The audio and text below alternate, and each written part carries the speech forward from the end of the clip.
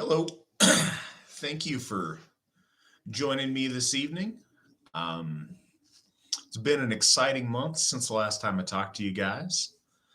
Uh, Appreciate all the activity in the chat room so far tonight, and I look forward to you guys joining me. Right off the bat, I was able to start out the month of March with Ostara at Thorshoff.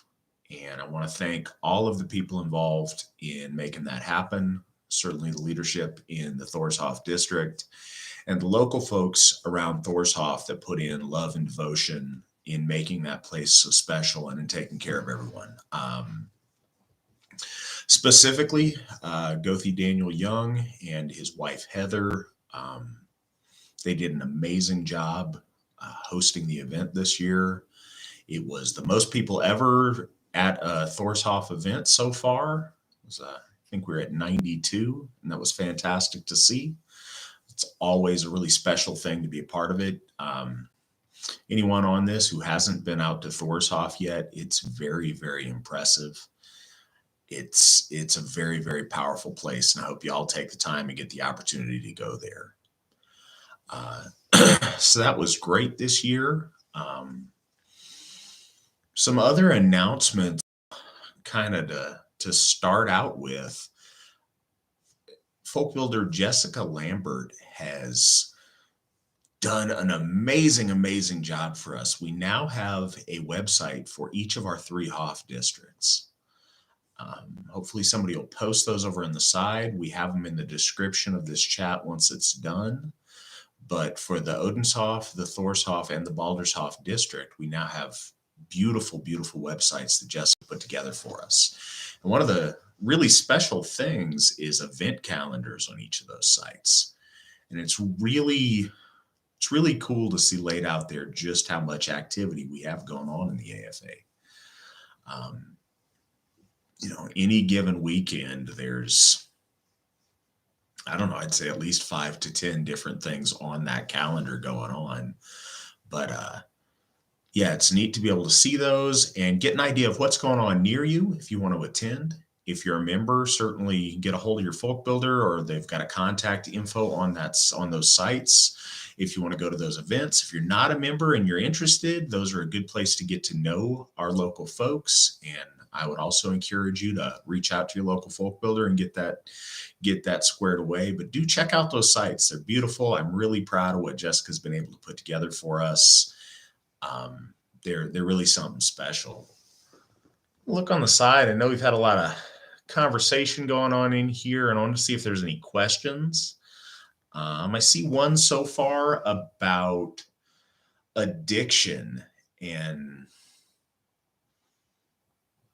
that from an AFA perspective. And I'm not sure if I understand the end piece of the question there, but as a general rule about addiction, and I think this probably goes with most any religion, addiction is really unfortunate.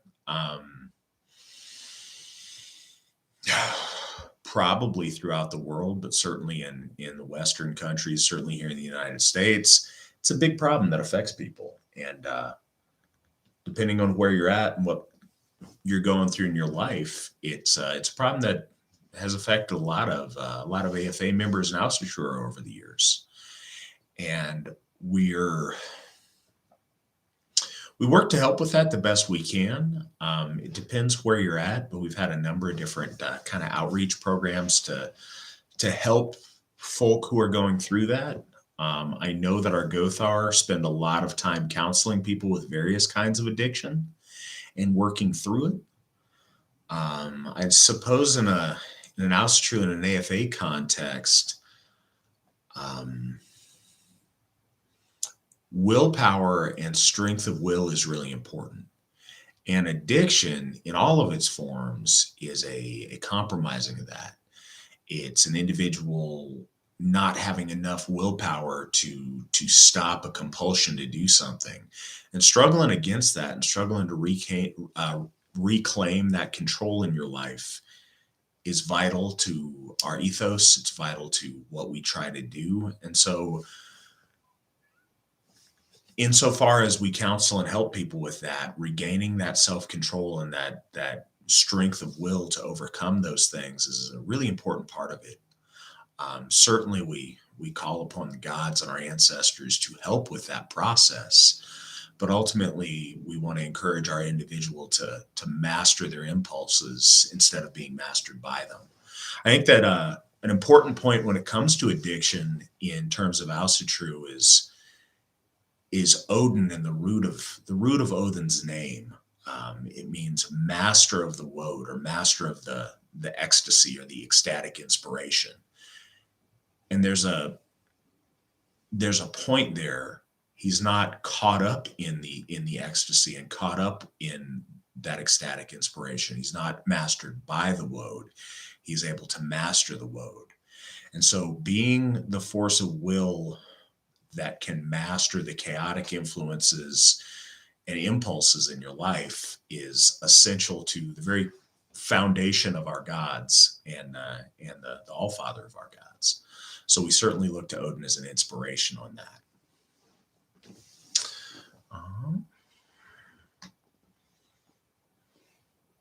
Just looking over the side, seeing if we've got any other questions going on. 603. Glad to have you as a new member. I think I know who you are and remember your application coming through, and that's great to see you here.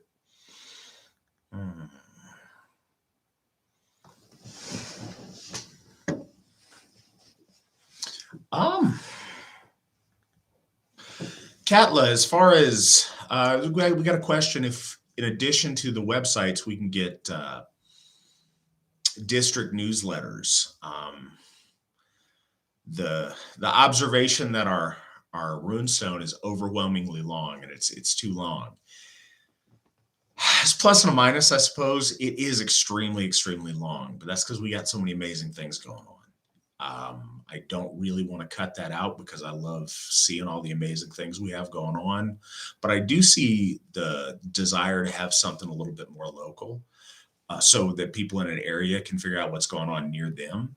And that's a big part of what the websites are about. I know that some of our districts, Odensoff district is good about putting out a newsletter to their people about stuff going on.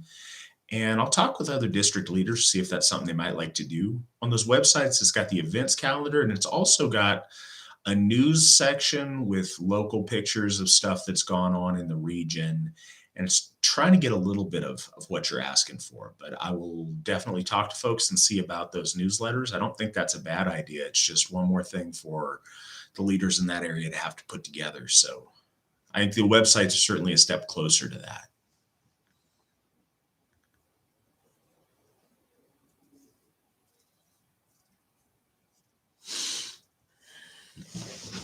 Updates on Odensoff. All right. So one of these months, very soon, I promise I'm going to have something really cool to tell you about in Odensoff. We're not quite there yet.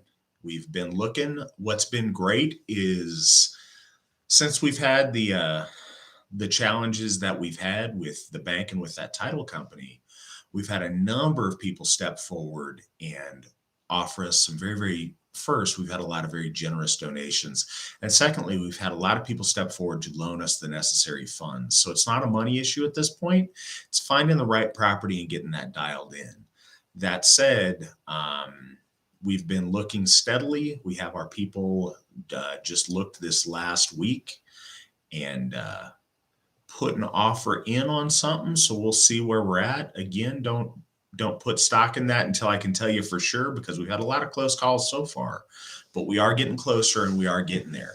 And what I've told everybody as a, worst case scenario on it, we're continuing to stack a significant war chest. So by the time we do put the money down on Odensoff, we'll have, every month that goes by, that's less we'll have to pay on any kind of loan situation.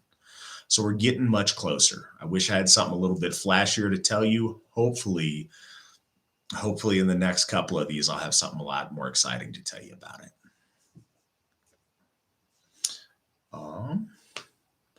Reinhard, absolutely. We have our first Hoff, Odensoff, in Brownsville, California, and that's in Yuba County, California.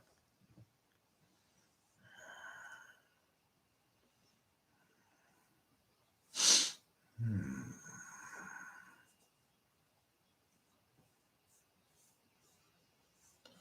Uh,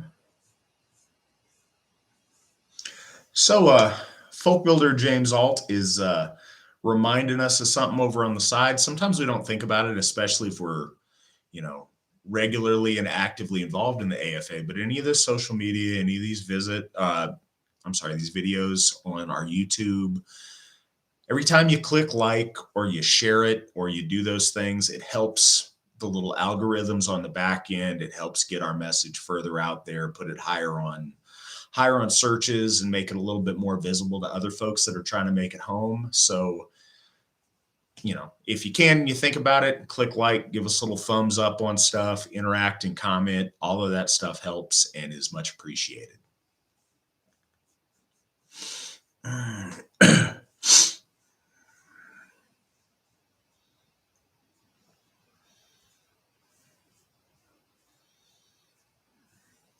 Okay, King of Cheese.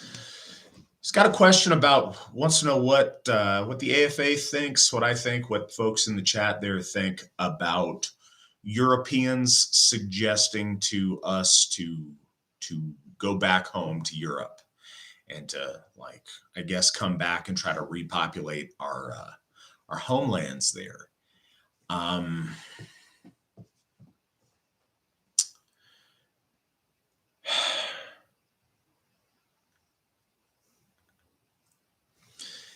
So I don't think that's silly or wrong. I think that, those are our ancestral homelands, and if we want to go back there and that's something you want to do, by all means. As far as folks in the United States trying to go back to Europe, I think there's a lot of disadvantages to that, especially right now. I think that the Europe in your head is not necessarily the Europe that you'd be going back to.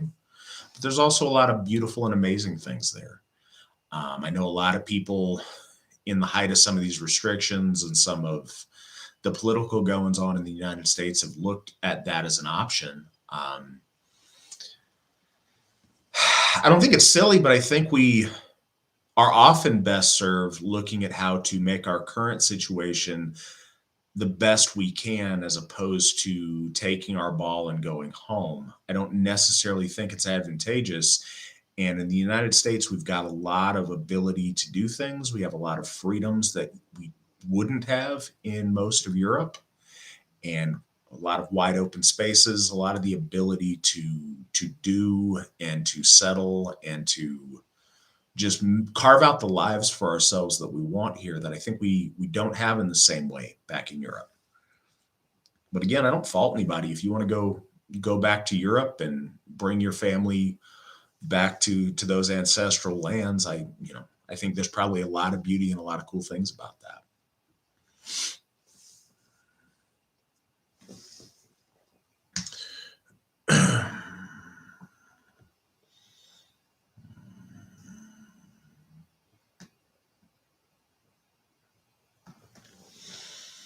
Hmm.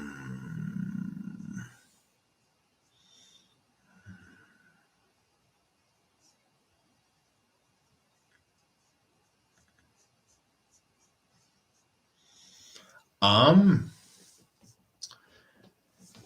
Alistair, I'm not sure if you send one during this. I'm sorry, we have a comment on the side from a gentleman that says he's emailed me about ordering some stuff in Canada. If that's fallen through the cracks, or maybe a response has ended up in a spam folder or whatever, please reach out to me, Matt Flavel at runestone.org tonight, and I promise I'll respond immediately. He's asking about shipping stuff internationally from the website. It's tricky. International shipping is crazy and it's expensive, and the e-commerce app that we have doesn't function well to calculate international shipping. So that's usually not an option on our website. If you reach out to me on the back end, there are ways to make that happen. Sometimes I do apologize, things get conversations get derailed or lost and we have a lot of stuff going on. But if I drop the ball on getting back to you, I apologize. Like I said, if you email me tonight, I promise I'll get right back to you and we'll try to get you sorted out.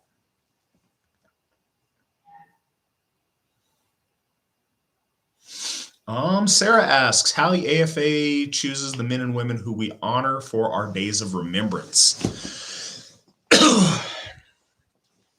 So I can't speak definitively to the original round of those. Days of Remembrance have been celebrated in Aussitru since the Free Assembly days. I believe since the early 1980s, those have been celebrated.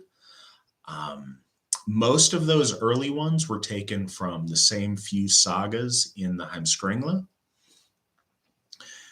I think these are people that initially stood out to that founding generation of Aussitruar as often as Aussitru martyrs during the Christianization of Norway. In my time as Ástheiðargöthi, I've seen that four different ones were added to that list. And I wanted, and I can tell you why I've added those. I wanted our days of remembrance, and right now we have 12. We're not limited to that. We will definitely add to those days of remembrance as heroes emerge and as we have, more people that need honoring in that way. I wanted to make sure that it wasn't confined to an ancient period of time or to a specific location. And I also wanted to make sure, and again, I think that those founding fathers would acknowledge this, there was a particular focus on the Vikings at that time. That's what inspired a lot of our people. But our faith isn't just about Vikings. It's about any of the sons and daughters of Europe that worship our gods and that contribute and give of themselves to be heroes of Aussitru. I added King Athanaric of the Goths because he was a prolific champion of our gods during a time where a lot of our folks were being converted in Central Europe. His story was particularly meaningful to me, so I wanted to make sure that he was honored with the Day of Remembrance. And I also think it's nice to celebrate the Goths. I think that they are all too often underappreciated or underknown about by our folk. And I also wanted to get some modern people that contributed directly to the resurgence of Aussitru. So Meister Guido von List, I wanted him on there. His reawakening of German pagan esotericism in the latter part of the 1800s and the beginning of the 1900s was crucial to getting us to where we are today. And I wanted to honor him for that and his discovery of the Armanen runes. I also chose to honor Alexander Rudd Mills for his pioneering work in, I think he's the furthest back pioneer of the Aussitru that we have today in its early forms. And his work with the Anglican Church of Odin in Australia was really seminal to all of the things that we have today. And Folk Mother Elsie Christensen, who later this month we're having an event to honor. I wanted to make sure she was represented there as well. But that's why I chose those.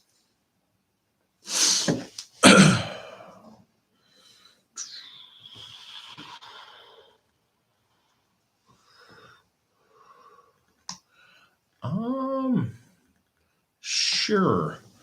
Folk builder Tim Dumas asks if I'd go over why what we do in the AFA is so important as opposed to the solitary practitioner or kitchen table Aussitru. I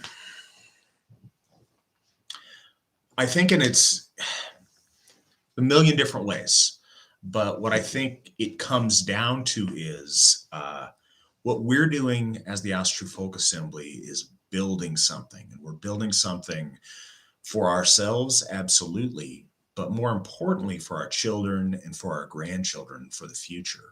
Um, there's very little risk to being a solitary practitioner in the privacy of your own kitchen table or your own backyard with a few of your good friends. And that's nice. And I don't think that's bad in and of itself. I think that's where a lot of us started. But coming together as a folk, as a community, and building a religion, a church, a faith for our children to raise our families in. It's amazing. And I've watched a lot of people, but in my own life, I met my wife through the Aus True Folk Assembly, and we now have a daughter we're raising in the AFA. And that's been the case with so many of our folk in the last 5, 6 years. It's been beautiful to watch that happen, to watch families happen within the AFA. Together, we're able to establish HOFs to honor our gods in, and we can really move the mission forward. If we're just getting together by ourselves and it's only focused on ourselves, it does very little to accomplish in the world. And it doesn't build reputation for our gods, for our folk, or for us. It doesn't build that legacy. And building that legacy is how we succeed. It's how we move forward. We owe that to our children. We owe that to our families. We owe that to our ancestors. And ultimately, we owe that to our gods to have them celebrated in the world and not just in the shadows or in private.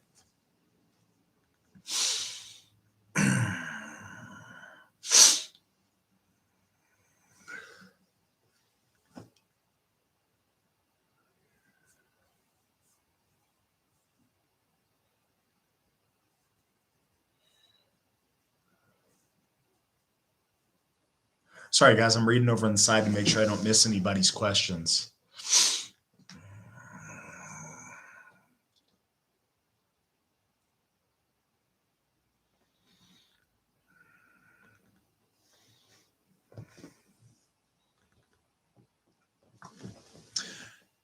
Jill, thank you for your perspective on that. It really is. I promise you, everything I do here on YouTube is absolutely the truth. I'm giving you the honest opinion of things.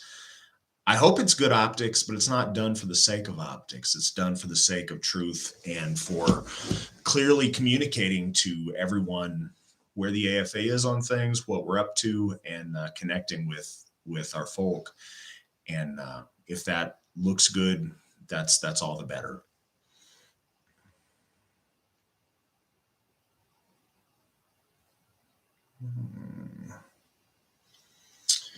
I'm going to check something because I have a question here about membership and asking if we have any members in Quebec. And we do, we just don't have a ton. We do have got 5 or 6 members in Quebec. They're all very close to the New York border. If I'm, I apologize. I'm misreading my Canadian map. Please forgive my ignorance. Those folks are in Ontario. We do not have anybody currently in Quebec. We would love to have folks in Quebec. Again, I apologize for my poor Canadian geography. They're very close to Quebec, if that makes it any better, but it probably doesn't. But we would love to see growth in Quebec, and we'd love to help that happen.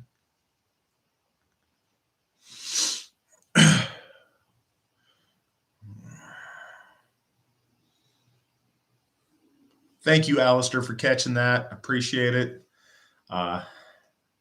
Good deal. Love our Canadians. We'd love to see more Canadians. It's been very difficult to maintain a lot of activity with our Canadian members during the last couple of years with all the COVID stuff going on and whatever.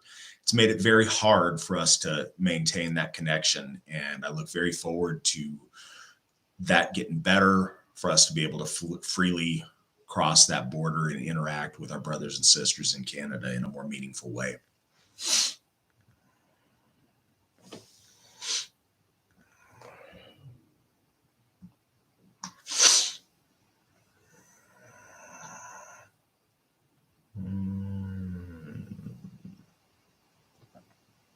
You guys are having good talk over on the side. I appreciate such an active chat room. That's great.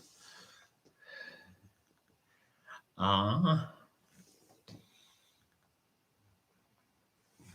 Got a question. What can the AFA do to promote healthy lifestyles within our community, such as diet, exercise, and mentality? Well, I think we try to do that a lot. It may sound so. The very least we can do that we are doing is in our MeWe groups and our online information. We're trying hard to promote physical excellence. We had before we were so rudely booted from Facebook. We had a very active physical excellence page. We now have that again on MeWe. If you're not there, you should be. Would love to see you there. Um, Number of our members post their exercise routines, diet tips, and just encouragement to help people who are trying to get in better shape. That's something very important to me, very near and dear to my heart. Lifting and being physically active and getting myself in better shape has been so very fundamental to my own health, my self-esteem, and my quality of life. It's really important to me that we get as many of our members to make themselves and their lives better as possible. I think we do that in a lot of ways with our communications with one another, but I think that specifically in our local kindreds and our local areas, we have a lot of that going on. They're really doing a great job with that in Washington State. Folk builder Mason Johnson and his guys up there, they train regularly, they lift together regularly, they train martial arts together regularly, and they really help each other excel physically. And I think that's a really beautiful thing to see. And if you're interested in that and you're in the Washington State area, definitely reach out. But we're doing our best on that. Like I said, that is a priority and very important to me.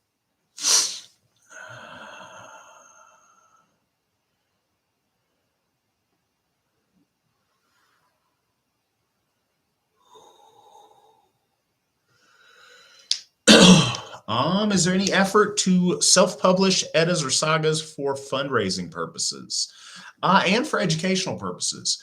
There's talk of that, absolutely. Currently, we don't have anybody particularly active on that project, but we'd really like to. It's something that we've talked about for a while. It's just getting the right folks in place that want to work on formatting and really getting that going. But I mean, I'd love to see that. I think that's a great idea. I've always been favorable to that.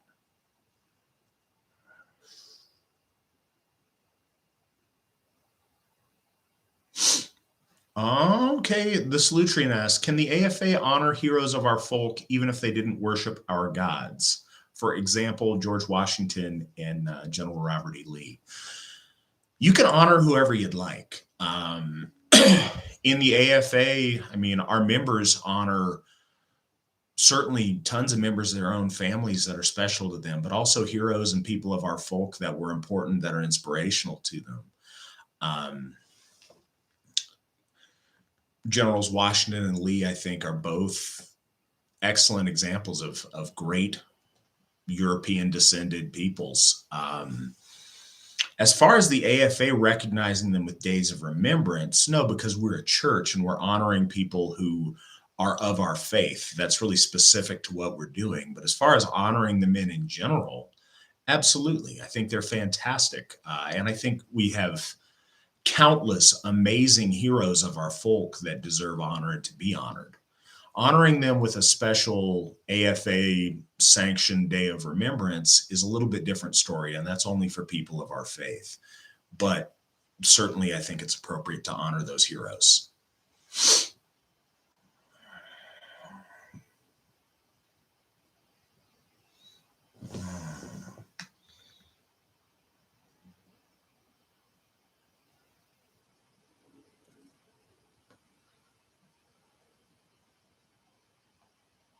Oxstone, you ask, where did I?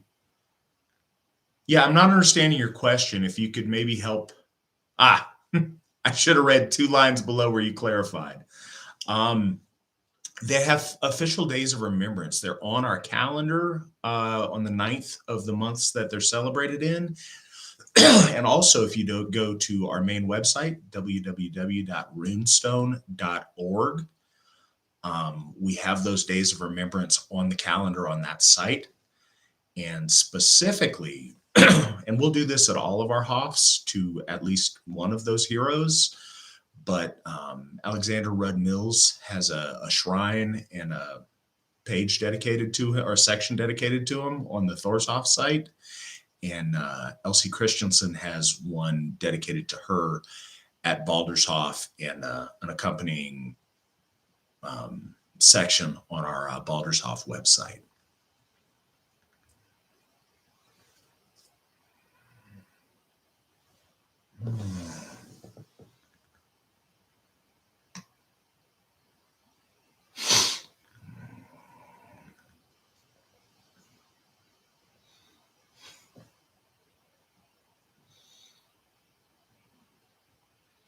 Clean shaven all's hair you goth. Yes, that's my winter beard, and I start growing it at the fall equinox, and I shave it off every year at the spring equinox. It's not super significant. It's cool to me. It's something I like to do. Like to see the new hairs that grow, the new gray hairs that grow in with each coming year, and especially in summer when it gets a little bit warmer out, it's nice to have a feel the air, feel the wind on my cheeks.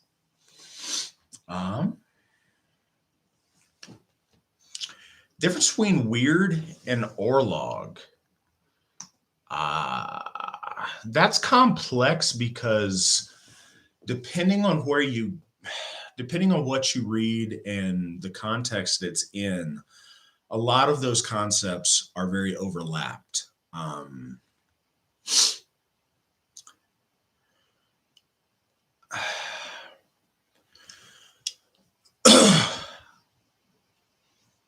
In a lot of ways, I think weird is the very complex totality of the web of interactions in life and destiny.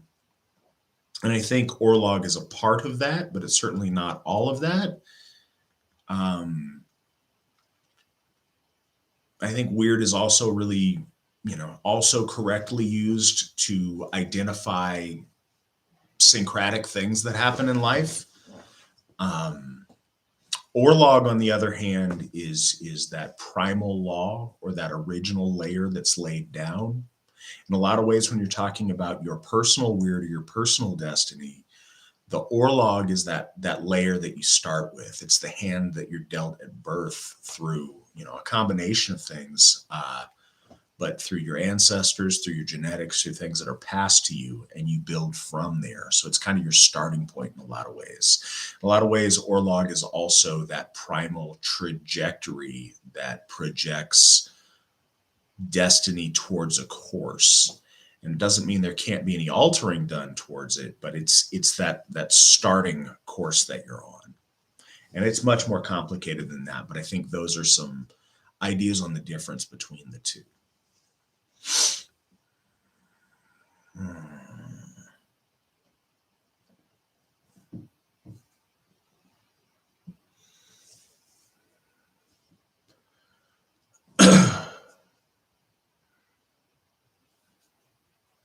Firebug, you are very welcome. I love doing these. It's a really special time to get to interact with folks and to take questions. And I love talking with my AFA family. So I'm really glad you enjoy these. I look forward to them every month.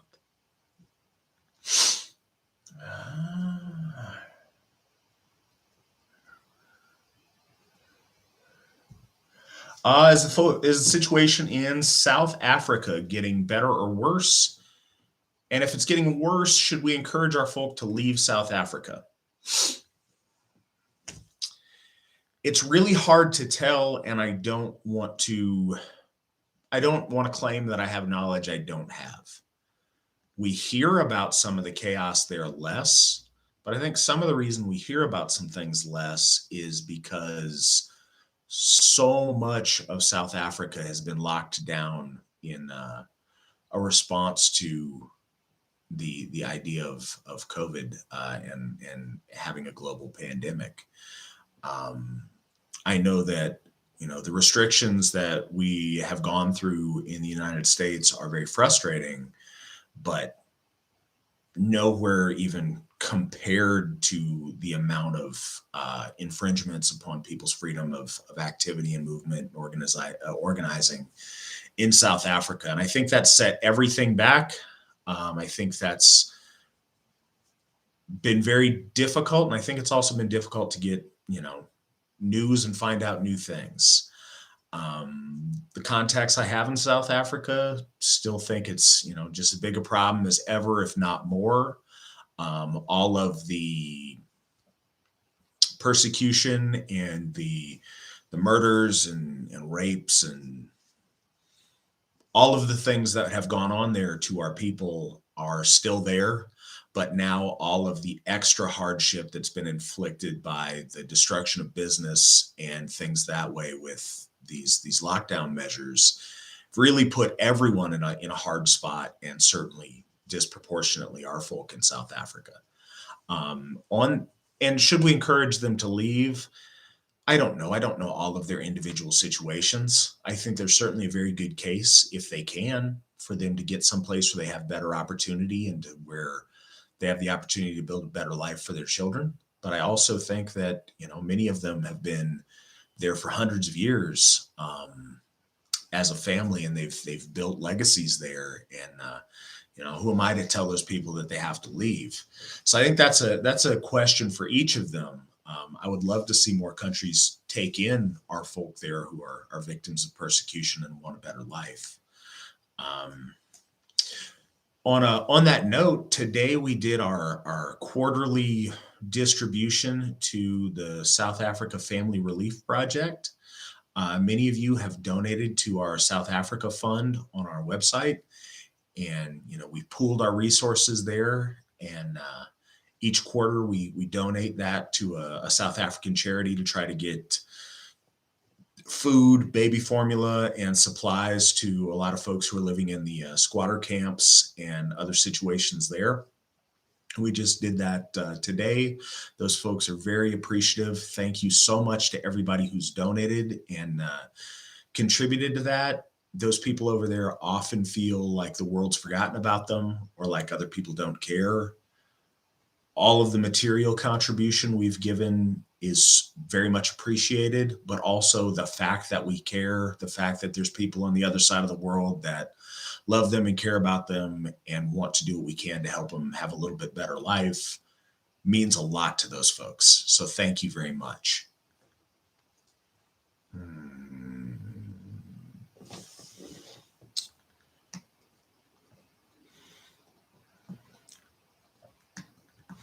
All right, so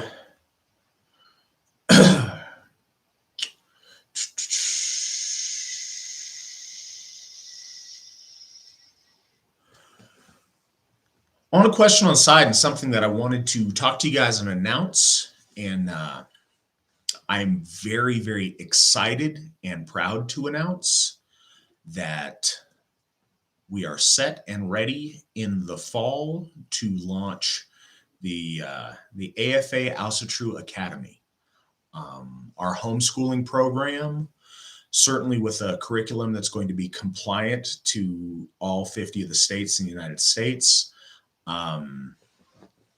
We've been working on this for some time. We're going to have the kindergarten portion of that up and ready for enrollment in this fall. We're going to have a presentation ready for that and have that available for parents to take a look at and to enroll and to consider June 1, so that folks have the summer to think about if that's something they want to get their children involved in. And then starting this fall and every fall after that, the Alsatru Folk Assembly is going to fill up the curriculum with this, going from this kindergarten class all the way through till their graduation. And at that time, if not before, have a full K through 12 curriculum. Go through Rob Stam, who's in the chat room tonight, is our dean of that program. He has taken a lead there and doing an amazing job. This is something that our folk have wanted for a very long time now. It's never been needed more than it is currently. And I'm very, very proud we'll be able to do this. And I'm proud that in a couple of years when my daughter is ready to enroll, that she will have this program to be a part of.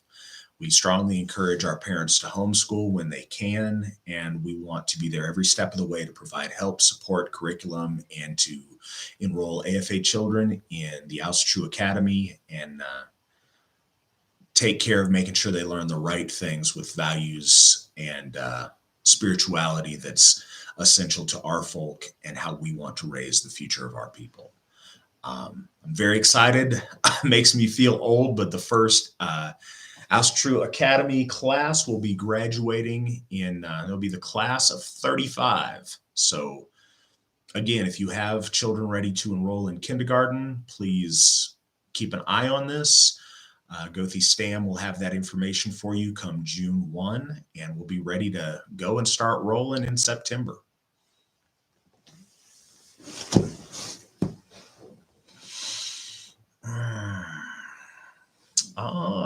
Could I comment a little bit about the Oralinda book? Not very much. I wish I had more to tell you about it.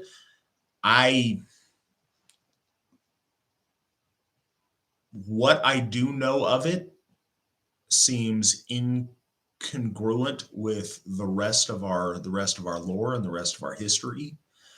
I don't at this time place a lot of faith in the Oralinda book, but I don't want to speak out of turn, and I'm certainly not an expert on it. Again, I don't place a lot of value in it from what I know currently, but that's about the most I could say on it.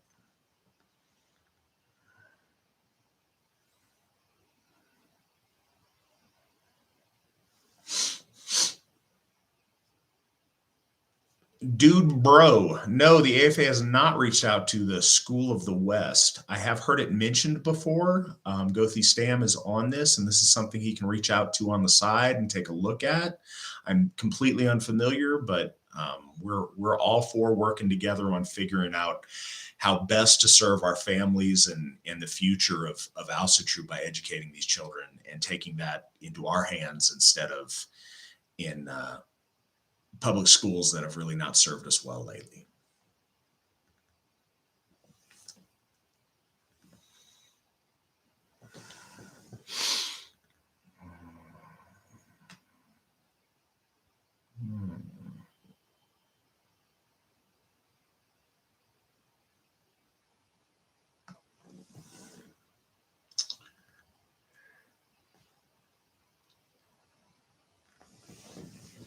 Alistair, as far as a runic calendar, I think that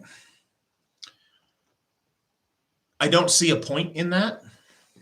I think we have a calendar that's very functional, that works well, that we're all on the same page. We know what it means. I don't see any compelling reason to reinvent that particular wheel. I don't think it does us any good.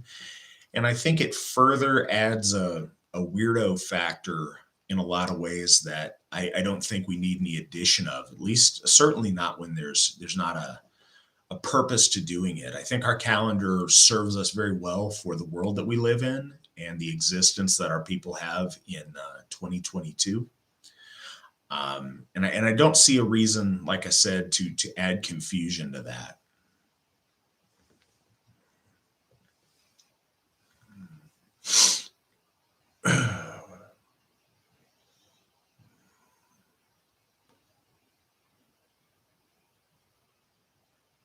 Republic of Vinland asked, what are the 6 main religious events that we do? We do something every month. I couldn't really say there's 6 main ones, but they're all on our calendar. They're on our website. We celebrate Thorabloat in January, Charming of the Plow in February, Ostara in March, Hexennacht in April, May Day in May, Midsummer in June, Sigurblot in July, Freyfaxi in August, Winter Finding in September, Winter Nights in October, Feast of the Einherjar in November, and then we celebrate Yule in December. Those are the 12 things that we celebrate. And there's any number of private observances in between those, but those are the 12 main ones that we celebrate.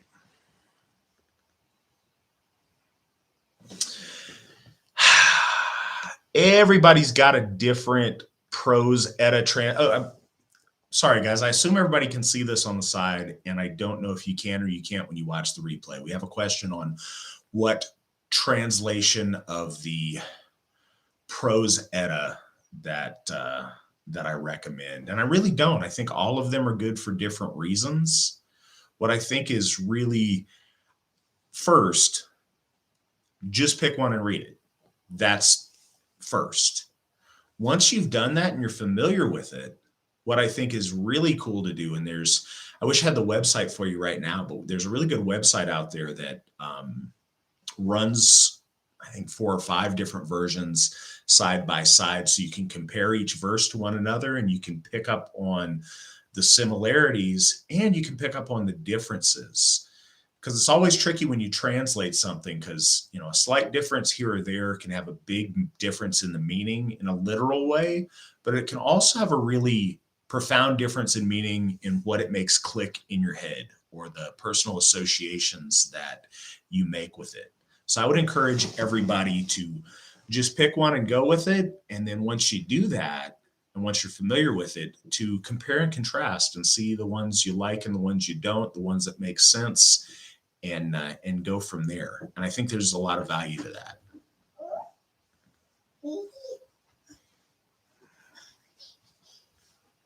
Hey, come here. Oh, we're joined by our special guest. This is my beautiful daughter, Aubrey. And I love her, and I love having her on here and showing her off to you guys. And this is why what we're doing with the homeschool is so important. And I'm very excited to have that for her and other little boys and girls like her, so that they can grow up and learn in a way that celebrates them, and that teaches them to be all that they can be, and that teaches them that they're beautiful and amazing, and so we can help encourage them to be the amazing men and women that they should be. And she's kind of squirrely, so I think it's going to be a little quick visit tonight. But here's my daughter. I'm the luckiest dad in the world. There we go. Anyways.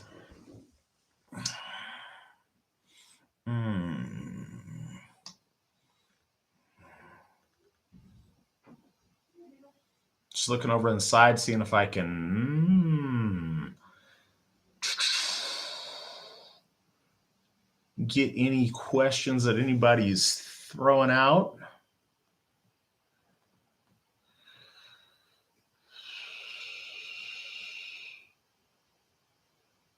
Okay, I got a question about what I think about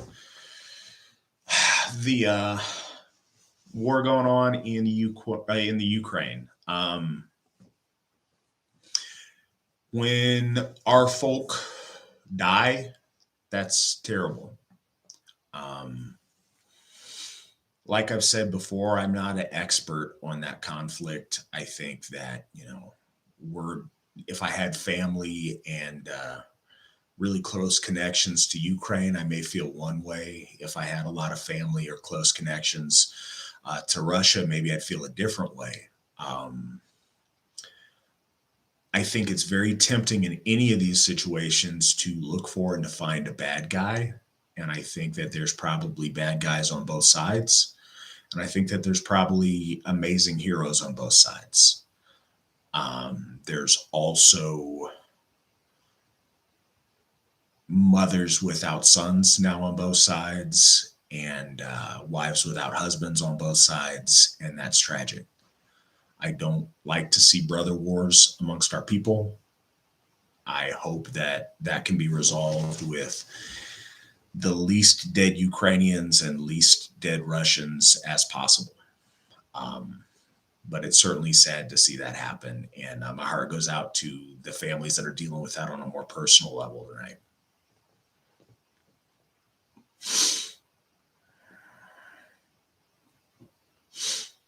Ghost Nasty. Rob Stam will give you any contact information you need.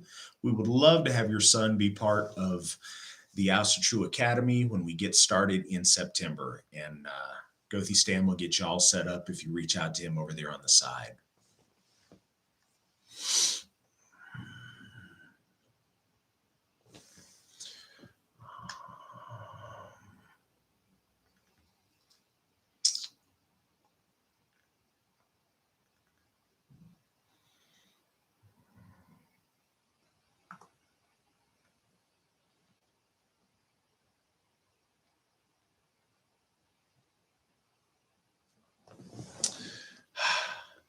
King of Cheese, that's okay. Thorabloat comes around every year. We'll get you next time. In the meantime, find the closest. I'm not sure exactly where you're located, but find the closest Hexanock to you, and we'll get you set up and we'll get you at an event. We'd love to see all of our members come out and participate in whatever way they can. Again, if you look on those websites at the calendars, and again, the websites are going to be in the information on the side. If I could have some of our folk builders or maybe my wife post them in the chat so you guys can see them, but they're really amazing. Jessica did a great job making them, and their event calendar is going to give all of you guys a good view of what's happening close to you and who to contact to get involved with things that are happening close to you.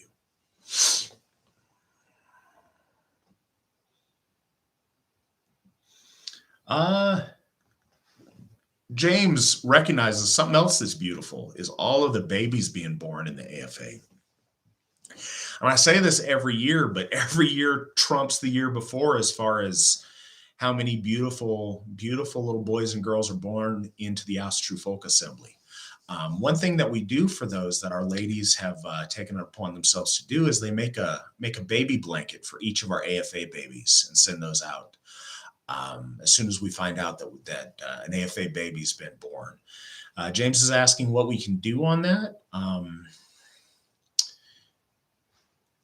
We can post a link in the side on who to contact, but if you contact my wife, Mandy, she can tell you a little bit more about whether we need more boy blankets or more girl blankets. We've had a lot of you guys step up lately and make blankets. It's been hard to keep up with the demand because we've had so many beautiful little AFA babies born, but we're doing good right now. If you're interested in making baby blankets for our AFA babies, please reach out to my wife, Mandy Flavel, over on the side. She can get you any kind of contact information. I believe it's mandy@runestone.org. I was going to say M. Flavel, but that would take you to both of us. If you email me, Matt Flavel, I'll forward you over to my wife. And yeah, we can make sure all our babies get blankets.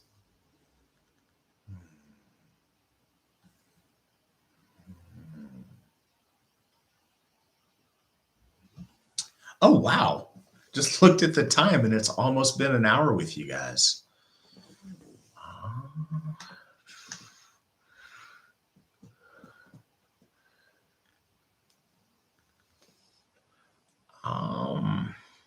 Alistair, I wish I had a really good answer on kids' Ouster True books for you. Hopefully somebody in the side chat can recommend some really good ones to you. She's a little young yet, and I don't have any great children's book recommendations for Ouster True, unfortunately, but hopefully somebody on the side can give you a better answer than that, and I will work to get a better answer.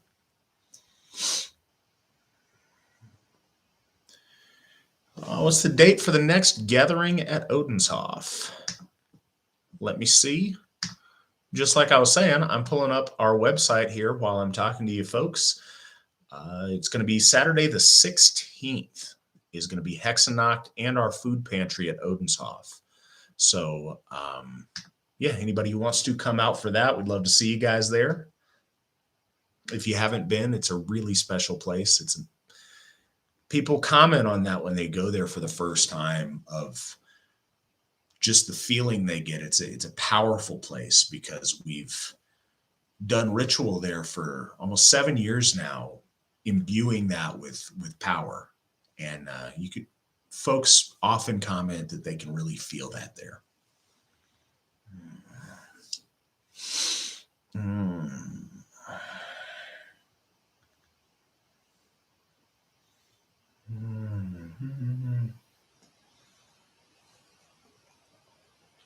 King of cheese brings up a good point. Gas money is getting, or gas prices are getting ridiculous. We realize that. If you reach out to your local folk builder, they can help you get hooked up with members in your area to maybe carpool if you guys need help getting to events. It's something a lot of our people have done. It's something that I try to do when I drive over to Odensoff. We're having a lot of folks carpooling. It's a great chance to get to know other members and spend a little bit of time with them in the car on the way to events and to save a little bit of money on gas. So do think about that. Just because something's a little bit far away doesn't make it impossible. It just means that, maybe we work together to make it happen.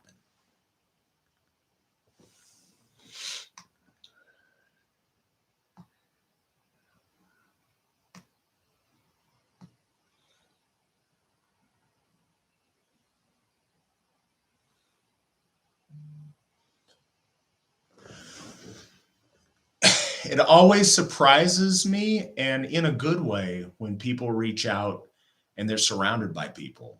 Any fellow folk in or around the Sacramento area, absolutely. We have tons of people around Sacramento, tons of great people that we'd love to get you connected with.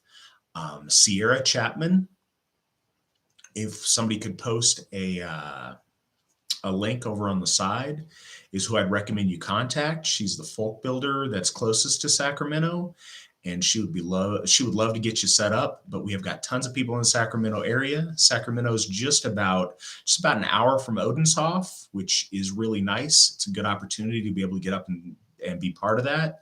But yes, please reach out. We got amazing people in Sacramento.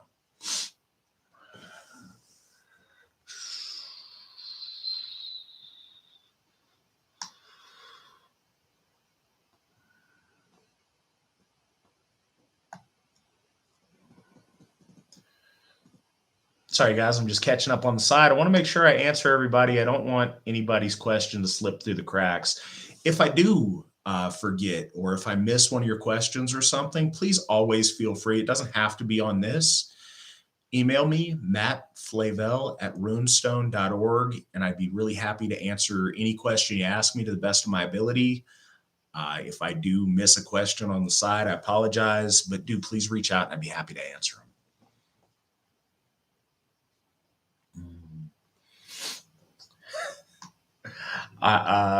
Gothy Daniel Young mentions carpool karaoke is a good reason to carpool. I suppose that can cut both ways. We'll see. I don't know. I drove with him and his family, and we had a good time singing carpool karaoke on the way up to Ostara at Thorshoff this last month. So that's something to think about too.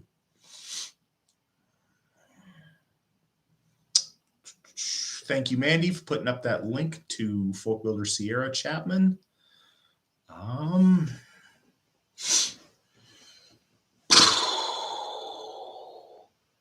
What's my opinion on the works of Norse myth beyond Snorri? I like them, the ones that I'm aware of. I noticed that the name of the guy who asked me that is Saxo. Saxo Grammaticus' Gesta Danorum is really interesting. It can be really confusing, and I don't think it works well by itself. But when paired with the Eddas and compared, I think it adds a richer and a deeper understanding to the Eddas, and I like that a lot. It's harder to find really well documented and well codified stories of our lore outside of Snorri's Eddas. Any of the sagas are valuable and interesting. A lot of the Jourdain's work on the Goths is beneficial, and I like that a lot. It's hard to get really full tellings of any chunks of our lore outside of those Eddas. But like I say, those are some other, I guess, original lore sources that I think are valuable or that I enjoy.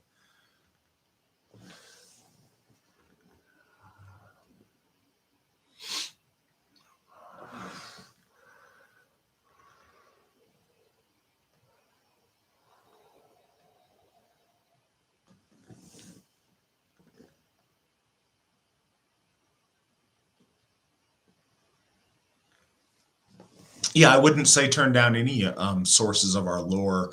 You're talking about older writings about Germanics. So that being the case, I really like The Culture of the Teutons by Grunbeck. It's what, 150 years old or something, but I think that's really valuable. As far as other people writing about our folk, I think Tacitus, as you mentioned, is a really good source. I like Germania, but I also like his Agricola work about the Britons. To a degree, I think there's really neat things to be learned about the Gauls from Julius Caesar's commentaries on the Gallic Wars. I like that as well.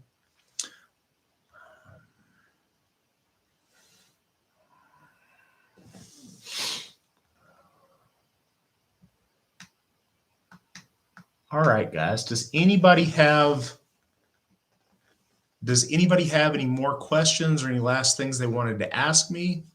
I'm going to wrap this up here, but I don't want anybody to get left out if anybody has any things they wanted to ask or wanted to talk about. Give it just a second here. Thank you guys so much for being here and asking questions. This conversation is really driven by getting good questions, and I appreciate you guys participating. I appreciate this chance to talk to you guys, and I'm really excited about all the things we got going on. We've got some really amazing, it's a very special time to be in the AFA.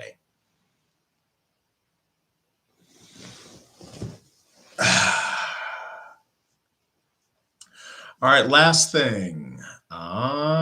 Saxo is asking me about ancestral reincarnation. The AFA Gothar and I have discussed this a lot lately, and I think that it's a much more complex issue than people think. I don't think that reincarnation in our folk works one for one like that. I don't think, like your grandson is the reincarnation of your great grandfather. I don't think that it works like that one for one. Um, but I think that certainly pieces of your soul do reincarnate. And we've got a multi-part folk soul. I think that there are pieces of the soul that have the potential to ascend to the realm of the gods, into the halls of the gods. I think that's what's spoken about with the idea of Folkvanger or Valhalla.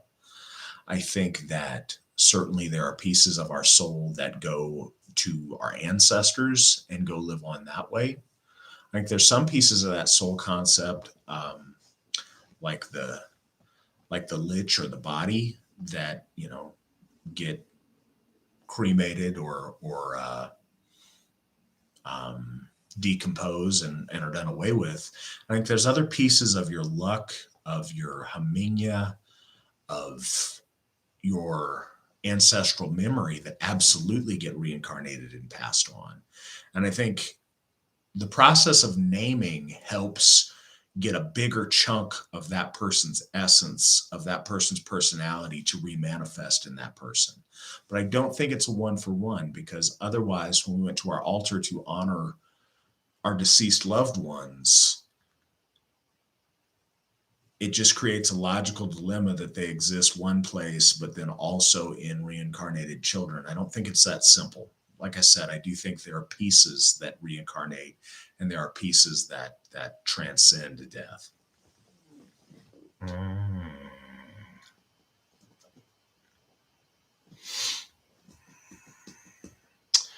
Okay, I've got a few more questions here that I'll go ahead and try to get to. Advice for someone struggling with ancestors when they're adopted. I think there's no harm and no foul in honoring the folks that adopted you. I think that's certainly, those people are, I don't know your experience, but likely those people are worthy of honor. I think there's something to be said for reaching out generically to your ancestors at your altar and seeing what happens.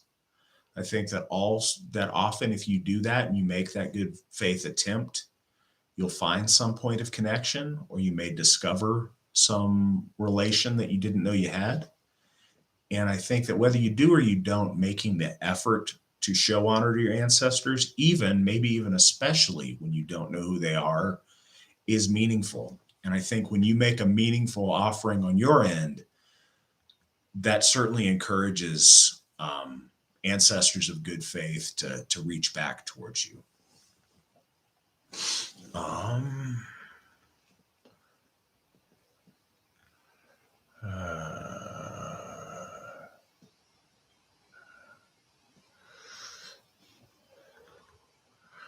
okay, I got a question about esoteric Hitlerism. I'm not trying to duck any questions. Um, I know that there are people out there who practice Auschwitz that also practice esoteric Hitlerism. I think using that term is causes more confusion and more harm than good. I think there's so many particulars over what you mean when you say it that the founders of that aren't clear on. I think that Miguel Serrano and Savitri Devi, they both have a very different definition of what that means. And, you asking the question may have a different idea in your mind what that means. But fundamentally, that's not also true in what we're doing. It doesn't have to conflict. It doesn't have to contribute. But in the AFA, that's not one of our tenets and one of the things that we're focusing on. We're focusing on the veneration of our gods and on Ausatru. Again, the rest of that, it's really hard to say without knowing the particulars of what that means to you. But that's not what our focus is in the Ausatru Folk Assembly.